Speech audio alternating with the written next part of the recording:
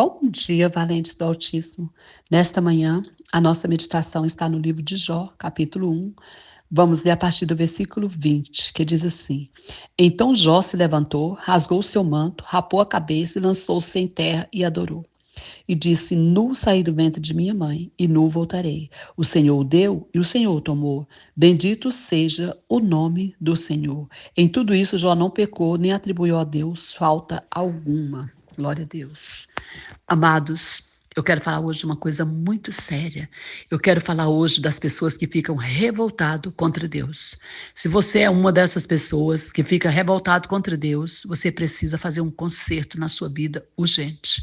Por quê? Porque nós temos, infelizmente, essa tendência humana de culpar Deus pelo nosso infortúnio, de culpar Deus quando as coisas não dão certo para nós, de culpar Deus quando a gente perde um ente querido.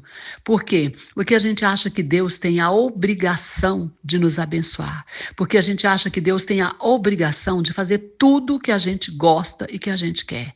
Então, dessa forma, a gente não percebe, mas isso é uma estrutura de orgulho. Isso é algo terrível, porque a gente acha que a gente é melhor do que Deus. Porque a gente acha que isso é errado, Deus é injusto, né? Deus está sendo injusto comigo, porque eu sou boazinha, bonzinho, porque eu faço tudo certo, porque eu dou os dízimos, porque eu dou a oferta. Então, por que que eu estou passando por fome? Por que que eu estou passando por nudez? Por que que eu orei tanto, orei e jejuei, e o meu pai, minha mãe, ou minha avó, meu tio, seja lá quem for, meu ente querido não foi curado, morreu e foi embora? Por que que Deus não salvou ele? Por que Deus não curou? Por que que Deus permitiu que eu passasse por isso ou por aquilo? Então, irmãos, a gente tem essa tendência. E, infelizmente, isso é uma estrutura de orgulho, isso é uma dificuldade de entender e aceitar a soberania de Deus. E nós temos que entender que Deus é soberano, que Ele faz o que Ele quer.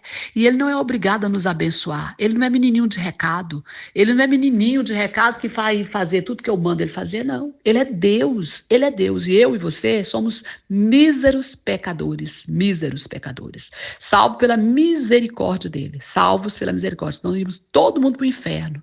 Então, quem somos nós para acusar Deus do comportamento do que Deus fez? Quem sabe Deus deixou isso mesmo, fez isso, até mesmo para trabalhar com você e te mostrar que você é pó, e te mostrar que você não manda em nada, e te mostrar que você tem que ser dependente dele, e te mostrar que você tem que aceitar o que ele faz, porque você não sabe o que é melhor para você, e não sabe o que é melhor para os outros também, você não sabe. Então, a gente vê aqui na vida de Jó, como Jó, a atitude que ele teve. Aqui fala que ele se levantou, rasgou o manto, rapou a cabeça e lançou-se em terra e adorou. Isso que eles faziam de rasgar o manto, rapar a cabeça, era uma atitude, um comportamento de humilhação. Ele estava se humilhando diante de Deus. Depois, olha o que, que ele fala: Nu saí do ventre da minha mãe, e nu eu voltarei. O Senhor o deu e o Senhor o tomou. Bendito seja o nome do Senhor. Tudo que você tem, tudo que eu tenho, foi Deus que nos deu. Até a nossa própria vida, foi Ele que deu. Se Ele não nos tivesse dado vida, nós estaríamos aqui hoje vivos. Então, nós temos que entender que se Ele deu, Ele fez, Ele faz, então, tudo pertence a Ele. O poder, a soberania é dele.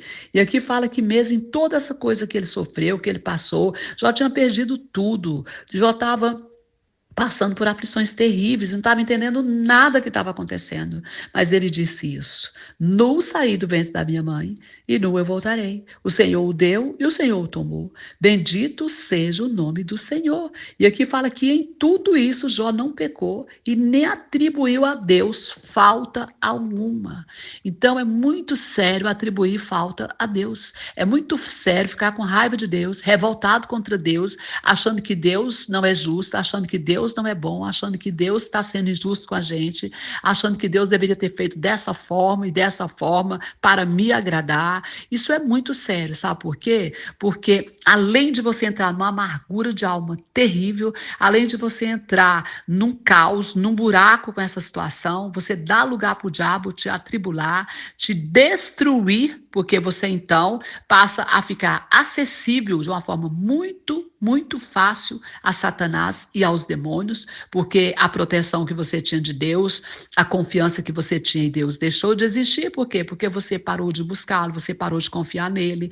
Então, você está no local muito perigoso. No local muito perigoso. E eu quero dizer para você nessa manhã: sai deste lugar, sai deste lugar. Se humilha, pede perdão para Deus e fala: Senhor, por mais que eu esteja sofrendo, por mais que eu não esteja entendendo nada do que está acontecendo, por mais que eu queira que seja diferente, ou que eu quis que fosse diferente, não foi, eu confio em Ti.